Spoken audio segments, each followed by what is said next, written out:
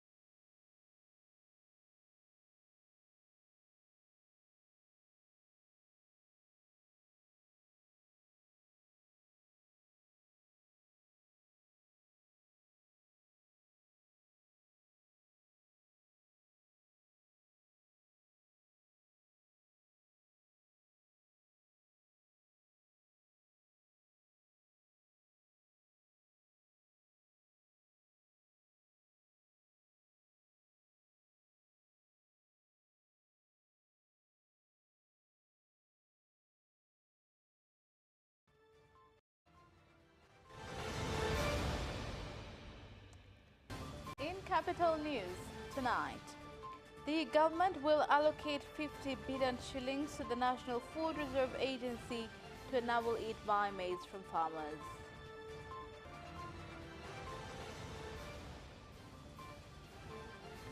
A 7-year-old child has died and 25 others have been admitted in hospital after eating contaminated food in Singida.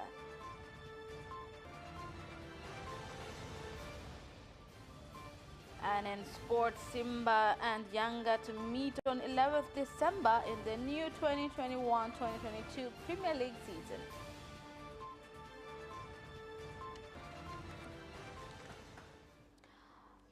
Good evening, this is Capital News at 9:30. My name is Khadija Zimbwe. First, the national news. Prime Minister Kassim Majaliwa has said that President Samia Suluhu Hassan has heard the farmers' cry on lack of a reliable market for maize in the country and agreed to allocate an increase of 50 billion shillings to the National Food Reserve Agency NRFA to enable it buy more maize from farmers. Prime Minister Kassim Majaliwa made the statement in Parliament when winding up the 4th meeting of the 12th Parliament in Dodoma. Kilimo kusimamia kwa karibu NFRA na CPB. I command the Ministry of Agriculture to work very closely with NFRA and CPB to make sure they purchase maize from farmers inside the country. Also to increase maize buying centers to district level. In protecting and maintaining security values and unity of the country, I inform the Minister of Home Affairs, the Minister of Constitution and Law, the Minister of Foreign Affairs, the Minister of Service, the Minister of Information and Technology to make sure that the actual abuse of network is controlled in the country. Waziri wa Katiba ya Sheria, Waziri wa Utumishi, Waziri wa Mambo ya Nje, Waziri wa Habari na Teknolojia ya Mawasiliano kutumia sheria, kanuni na taratibu zilizopo kuhakikisha kwamba vitendo vya matumizi mabaya ya mtandao vinadhibitiwa hapa nchini. Now, earlier before Parliament proceedings began, Speaker of Parliament Job Ndugai swore in Stergomena Tax as Member of Parliament after she was appointed by President Samia Suluhu Hassan. Mimi Stergomena Lawrence Tax naapa kwamba nitakuwa mwaminifu kwa Jamhuri ya Muungano wa Tanzania na kuitumikia kwa moyo wangu wote, na kwamba nitahifadhi, nitalinda na kuitetea Katiba ya Jamhuri ya Muungano wa Tanzania kwa mujibu wa sheria iliyowekwa. Ewe Mwenyezi Mungu nisaidie. A 7-year-old child has died and 25 others have been admitted at Singida Referral Hospital after eating contaminated food at a ceremony for students who have completed Islamic religious training at Kisasida village that caused them to vomit and diarrhea. wakielezea kwamba kuna mtoto ambaye amefariki. There is a child who died after eating poisonous food. After receiving the information, the police force went to the scene, where a 41-year-old Mr. Hamisi Masood was having a ceremony to conclude the Quran training. Out of 25 people, there is one death, a 7-year-old child who died before arriving at the hospital. All arrivals have been served and they are progressing well. My call to the community is to ensure food security. 3 o'clock at night, my stomach started to ache and I started vomiting and felt very cold. Hearing of the terrorism and economic sabotage case against the national chairman of Chadema, Freeman Mbowe, and 3 co-accused has started at the High Court in Dar es Salaam. There was tight security at the High Court Corruption and Economic Crimes Division in the morning when the 4 accused were brought to the court. The case is now under Judge Mustafa Siyani after Judge Luvwanda stepped down after the 4th accused, Freeman Mbowe, told the court that he and his co-accused have no faith in the judge. Now, 6 charges were today read in the court against the accused who pledged not guilty to the charges. In the case, the first accused is Halfan Abuire Hassan, second accused Adam Hassan Kaswekwa, third accused is Mohammed Abdullahi Lingwenya, and the 4th accused is Freeman Mbowe. The defendants are represented by a panel of 14 lawyers led by Peter Kibatala, while the government is represented by a panel of 6 state attorneys. Now,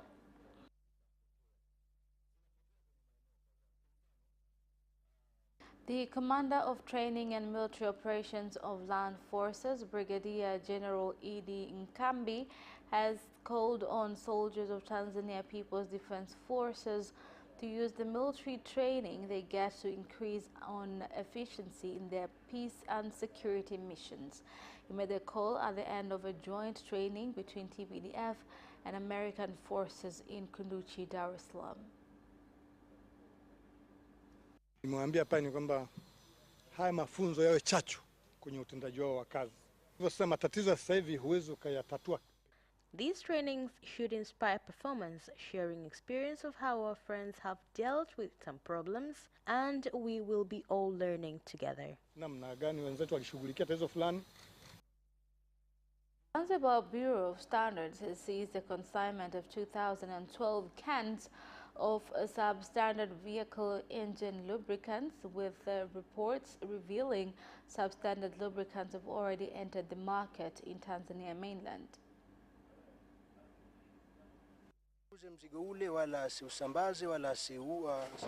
He should not sell the product or distribute it until we get answers from the laboratory. Fortunately, there are forms which we are filling, including himself, to make sure it clears that this product will not be distributed and the person has agreed to the terms. You should not use it because it does not meet the standards in accordance with the law. Any businessman who purchases this product from the seller then should not continue to sell or use it and send it to Zanzibar Standards Office. The citizens should not use this product because it is less than level accepted by ZBS.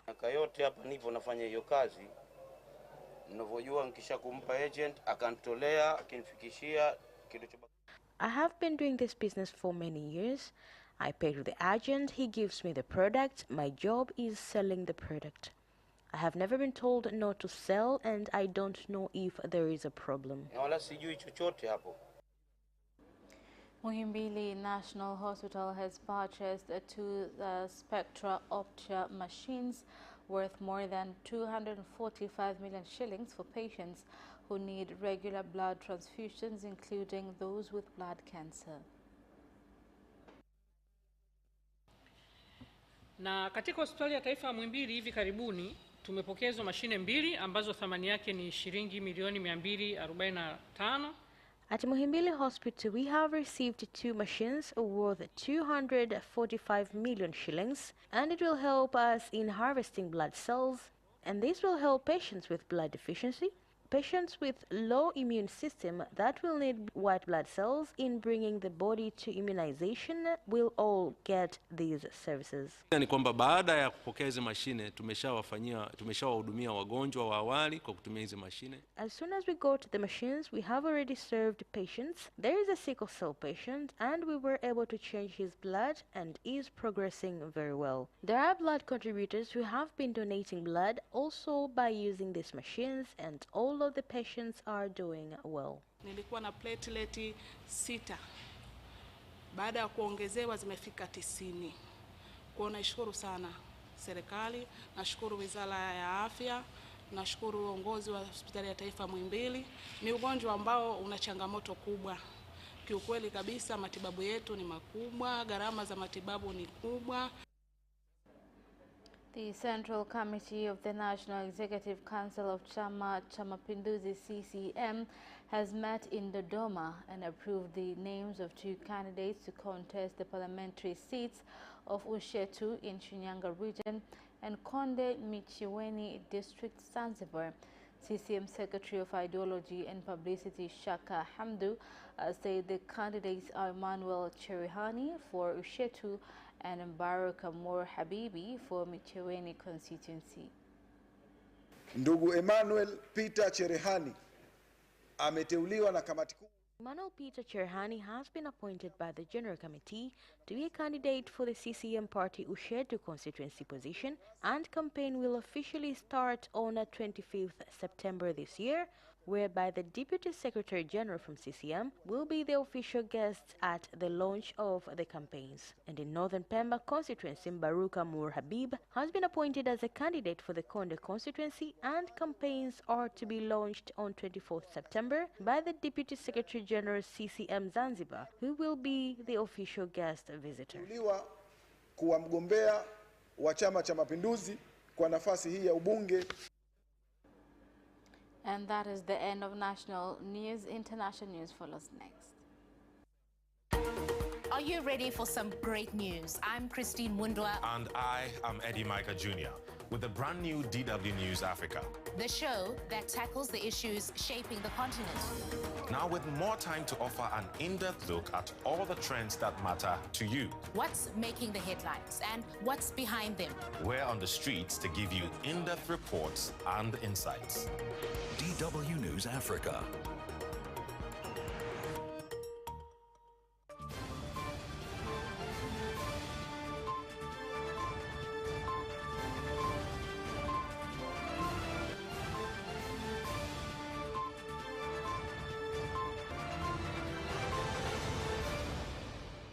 Welcome back, and in international news.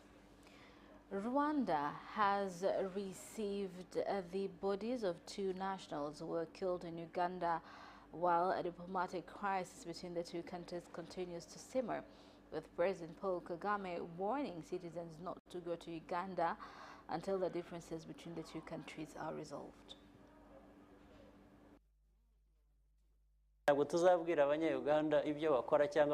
We cannot force Ugandans to do what they have to do in Uganda. We do not have the strength, but we have the strength to protect ourselves by not going there.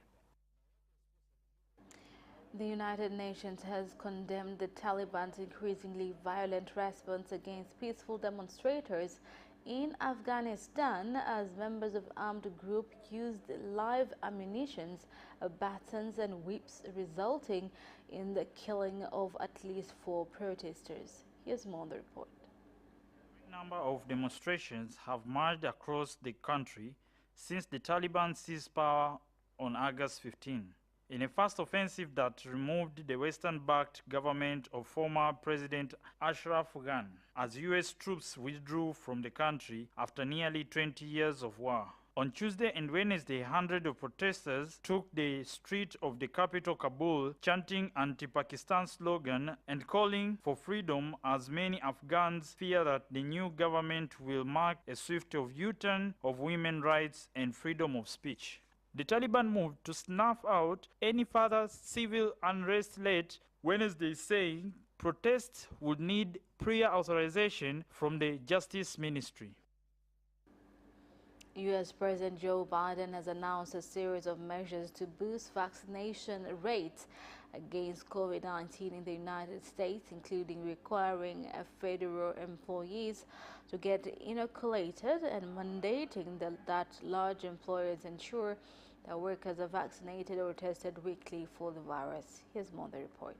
Biden expressed dismay that some Americans were refusing to take the vaccine and jump in cases and deaths from the virus, largely driven by unvaccinated people. Biden has condemned that he called pandemic politics, saying that new requirements aim to reduce the number of unvaccinated people in the U.S. He said about 80 million eligible people out of population of almost 330 million have yet to have a single shot. The Medical Association in Uganda has threatened to shut down all hospitals in the country if the government does not pay their salary increment, as has been directed by President Yoweri Museveni. They have issued a one-month ultimatum to the government to ensure salary changes are implemented, as a failure to do so will lead to the strike. Raise the remuneration. Doctors and health attendants' salaries will be raised throughout the country. That is done after their excellent contribution in the health sector, while at the same time science studies in the country given the value that it deserves. And that is the end of international news. Business news follows next. Tune in to Business Edition and meet business leaders and experts who keep you informed on business and economic developments taking place in the country, such as tourism, construction, energy, transport, mining, agriculture, communication, banking, real estate, and more. Business Edition on Friday at 8:15 p.m. only on Capital Television.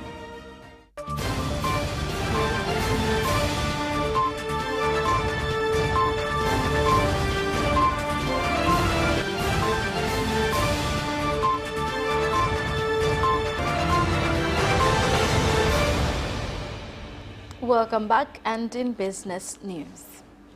Tanzania Tourist Board TTB has said that it has found a new market of tourists from Georgia, and that a team of tourism agents is already in the country to visit various attractions, being preparations to bring in groups of tourists from the country to Tanzania. Georgia ni soko jipya, wako katika nchi yetu kutembelea vivutio vya utalii. Georgia is a new market. They are here to visit tourist attractions with the aim of seeing our tourist attractions. After that, there will be a source of advertising our attractions in their country. I'm very happy because I'm 44 years old. I'm second time in Africa. My first try was not different, absolutely, but second time and I'm here. It's absolute. I'm few days left here and I'm happy.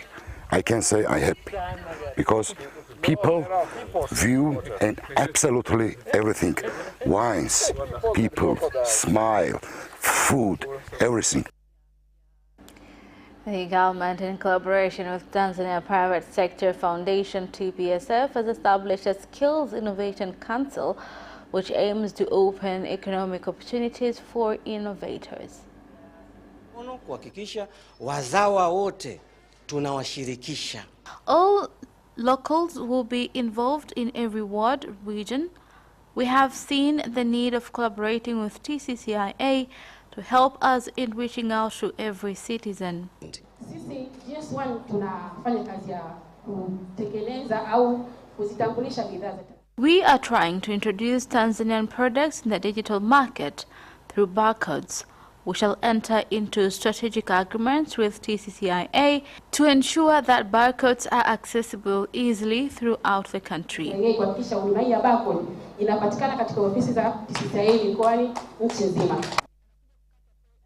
The Deputy Minister of Agriculture, Hussein Bashe, has called on cooperative unions in the country not depend on levies alone to run their activities, but come up with commercial strategies that will make them more efficient and contribute to the national income. Kwa 10 kwamba kila subsector In October, every subsector and their unions must have plans of reaching our target. Our main objective is to export value in these 5 years to reach $2.2 billion, although the main objective is $5 billion.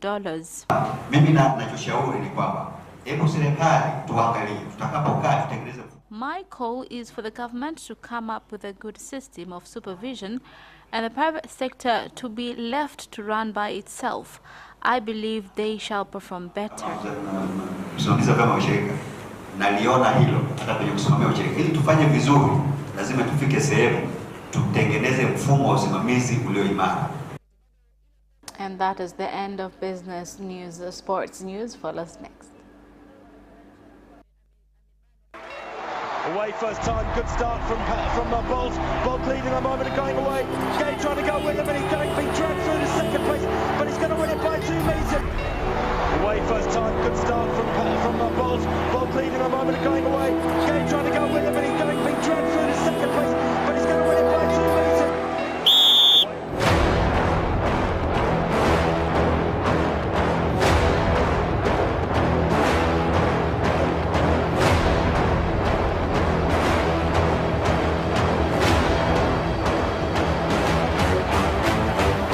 Opposition, Joaquinho, he did lose to Lynn.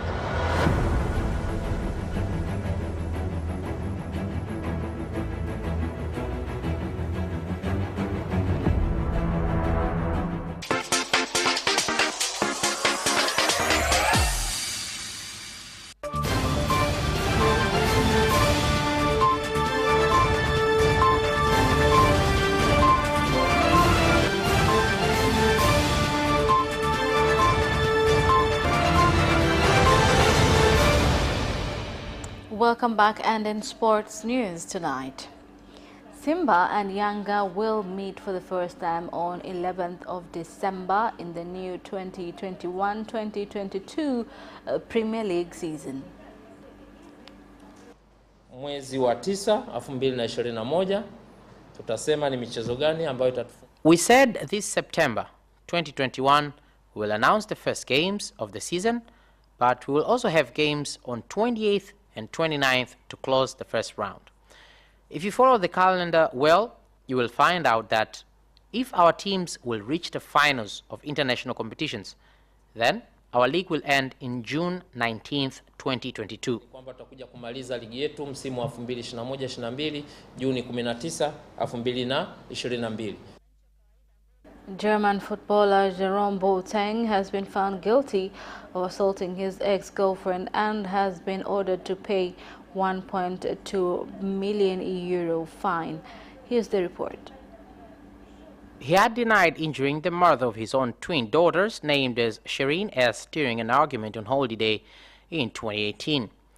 She told the court in Munich that the former Bayern Munich defender and 2014 World Cup winner had punched her so hard she lost her breath for a moment. In his testimony, Boateng described a different version of events. Under Germany's domestic violence laws, he could have been jailed for up to 5 years. Canadian teenager Leila Fernandez shocked another high-ranked opponent in second seed Ariane Sabalenka to reach the US Open final, where she will face 18-year-old Brighton Emma Raducanu. Here is more on the story. Unseeded Fernandez, who turned 19 on Monday, won 7-6, 7-3, 4-6, 6-4 to edge a 10th semi-final against the Belarusian. Fernandez, ranked 73rd, had already beaten defending champion Naomi Osaka and 5th seed Elena Svitolina. Raducanu waits after she bet Greek 17th seed Maria Sakkari later. After Raducanu continued her own dream run in New York, the pair set up the 8th Grand Slam final in the Open era between teenagers. Mercedes Lewis Hamilton was the fastest in first practice for the Italian Grand Prix ahead of title rival Max Verstappen of Red Bull. Hamilton, running medium tires, was 0.452 seconds ahead of Verstappen on the soft compound. Valtteri Bottas was third, 0.525 seconds down on teammate Hamilton. The usual second practice will be replaced by an hour-long qualifying session to decide the grid for Saturday's sprint race qualifying. It is the second race this season in which a Formula One weekend's format has been tweaked after July's British Grand Prix. And that sports item ends our news bulletin for tonight. My name is Karinya Zimbo. Thank you for watching and good night.